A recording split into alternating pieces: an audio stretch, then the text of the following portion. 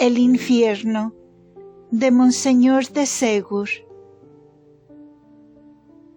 Episodio número 16. Un día, San Agustín, obispo de Hipona, se ocupaba en escudriñar, hasta el punto que podía hacerlo su poderoso entendimiento, la naturaleza de la eternidad. Investigaba, profundizaba, y tan pronto descubría cómo se sentía detenido por el misterio, cuando repentinamente se le aparece entre rayos de luz un anciano de venerable presencia, y todo resplandeciente de gloria. Era San Jerónimo, que de edad de cerca de 100 años acababa de morir muy lejos de allí, en Belén.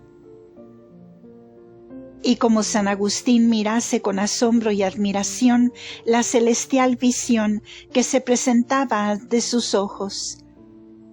El ojo del hombre no ha visto, le dice el anciano, la oreja del hombre no ha oído, y el entendimiento del hombre no podrá jamás comprender lo que tú buscas. Y desapareció. Tal es el misterio de la eternidad, ya en el cielo, ya en el infierno.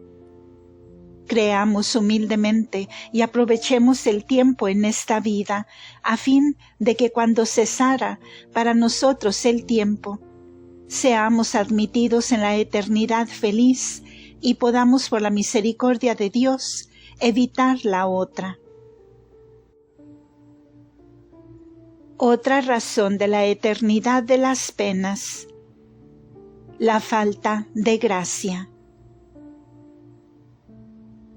Aun cuando el condenado tuviese delante de sí el tiempo para poder variar, para convertirse y alcanzar misericordia, aquel tiempo no podría servirle. ¿Y por qué? Porque existiría siempre la causa de los castigos que sufre, cuya causa es el pecado, el mal que ha elegido en la tierra. El condenado es un pecador impenitente, inconvertible. No basta, en efecto, el tiempo para convertirse. Ay, lo vemos demasiado en este mundo. Vivimos en medio de gentes a las que Dios bondadoso espera 10, 20, 30, 40 años, y a veces más. Para convertirse es necesario, además, la gracia.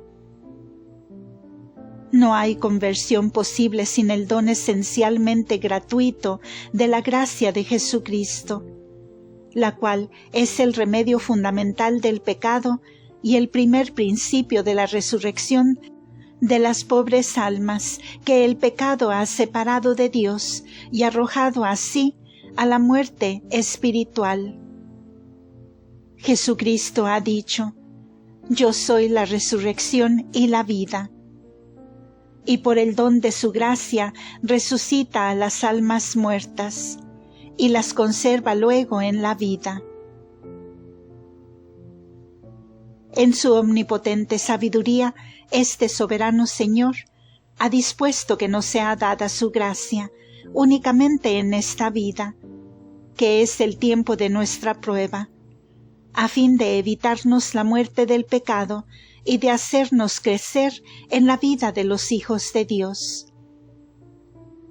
En el otro mundo no hay tiempo de gracia ni de prueba. Es el tiempo de la eterna recompensa para aquellos que habrán correspondido a la gracia, viviendo cristianamente. Es el tiempo del castigo eterno para aquellos que, rechazando la gracia, habrán vivido y muerto en el pecado. Tal es el orden de la providencia, y nada lo cambiará. Así pues, en la eternidad ya no habrá gracia para los pecadores condenados. Y como sin la gracia es absolutamente imposible arrepentirse con eficacia, ya que ella es necesaria para alcanzar el perdón. No será este posible. Subsiste siempre la causa del castigo, y subsiste éste igualmente, ya que no es sino el efecto del pecado. Sin gracia no hay arrepentimiento. Sin arrepentimiento no hay conversión. Sin conversión no hay perdón. Sin perdón no puede haber alivio ni término de la pena. ¿No es esto racional? El mal rico del Evangelio no se arrepiente en el infierno. No dice, me arrepiento. No dice, he pecado. Sino que dice, sufro horriblemente en estas llamas. Es el grito del dolor y de la desesperación.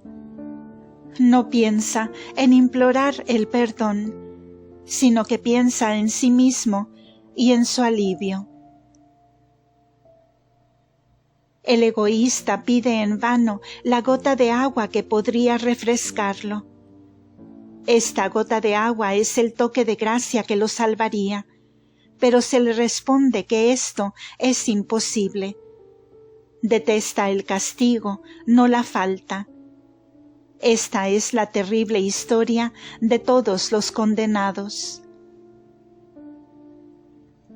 Aquí están la ciudad de Dios y la de Satanás, como vecinas. Es posible pasar y volver a pasar de la una a la otra. El bueno puede hacerse el malo y el malo hacerse bueno. Mas todo esto cesará al tiempo de la muerte. Entonces las dos ciudades serán irrevocablemente separadas, como dice el Evangelio. No se podrá pasar ya de la una a la otra, de la ciudad de Dios a la de Satanás, del paraíso al infierno, ni de éste al paraíso. En esta vida todo es imperfecto. El bien como el mal, nada hay definitivo, y como la gracia de Dios no se niega jamás a nadie, es posible siempre librarse del mal, del imperio del demonio, de la muerte del pecado, mientras se permanece en este mundo. Mas, como ya he dicho, esto es patrimonio de la vida presente, y desde que un hombre en estado de pecado mortal ha exhalado el último suspiro, todo cambia de faz. Sucede al tiempo la eternidad. Ya no existen momentos de gracia y de prueba. Ya no es posible la resurrección del alma, y el árbol caído a la izquierda permanece eternamente a la izquierda.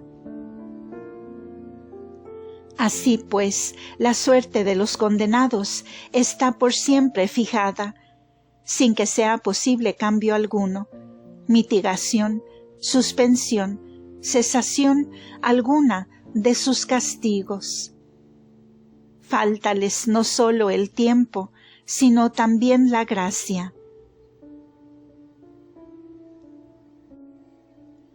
Tercera razón de la eternidad de las penas: la perversidad de la voluntad de los condenados. La voluntad de los condenados está como petrificada en el pecado, en el mal de la muerte sobrenatural. ¿Qué es lo que hace que en esta vida pueda un pecador convertirse? En primer lugar, como ya lo hemos dicho, porque tiene el tiempo, y la bondad de Dios le concede siempre la gracia, pero también porque es libre, porque su voluntad puede a su elección volver hacia Dios. Apártase de su Dios el pecador por un acto de libre voluntad, y por otro acto de libre voluntad, mediando la gracia de Dios, vuelve a Él. Se arrepiente, y como otro hijo pródigo, entra perdonado en la casa paterna. Mas, al momento de la muerte, sucede con la libertad lo que con la gracia. Se ha acabado, ha concluido para siempre. Ya no se trata entonces de elegir, sino de permanecer en la que se ha elegido. Habéis escogido el bien, la vida. Poseeréis por siempre el bien y la vida. Habéis escogido locamente el mal y la muerte. Estaréis en la muerte y estaréis para siempre, porque lo habéis querido cuando podíais quererlo. Esta es la eternidad de las penas. Actualmente se enseña aún en el Palacio de Versalles, el aposento en el que murió Luis XIV, el 1 de septiembre de 1715, con los mismos muebles y en particular el mismo reloj. Por un sentimiento de respeto hacia aquel gran rey, se detuvo el péndulo en el momento en que exhaló el último suspiro, a las 4:31, sin haberlo tocado después más. Y por consiguiente, hace más de 160 años que la aguja inmóvil del cuadrante marca las 4:31. Es una viva imagen de la inmovilidad en que entra y permanece la voluntad del hombre en el momento en que deja esta vida. La voluntad, pues, del pecador condenado continúa necesariamente siendo la que era en el momento de la muerte. Tal cual es, queda inmóvil, eternizada, si así puede decirse. El condenado, dice San Bernardo, quiere siempre y necesariamente el mal que ha hecho. El mal y él no forman más que uno. Es como un pecado viviente, permanente, inmutable. Así como los bienaventurados, no viendo a Dios sino en su amor, lo aman necesariamente. Así también los condenados, no viendo a Dios sino en los castigos de su justicia, necesariamente lo aborrecen. Pregunto ahora, ¿no es de rigurosa justicia que recaiga sobre una perversidad inmutable un inmutable castigo, y que una pena eterna, siempre la misma, castigue una voluntad eternamente fijada en el mal, eternamente apartada de Dios por la rebelión y el odio, una voluntad decidida a pecar siempre? De lo que acabamos de decir, como de lo que precede, resulta de una manera evidente que en el infierno, no teniendo los condenados el tiempo ni la gracia, ni la voluntad de convertirse, no pueden ser perdonados, sino que deben de toda necesidad sufrir un castigo inmutable y eterno. Finalmente, y como rigurosa consecuencia, que las penas del infierno no sólo no tendrán fin, sino que tampoco son susceptibles de las disminuciones o mitigaciones que quieran suponerse. Fin de este episodio. Gracias por escuchar.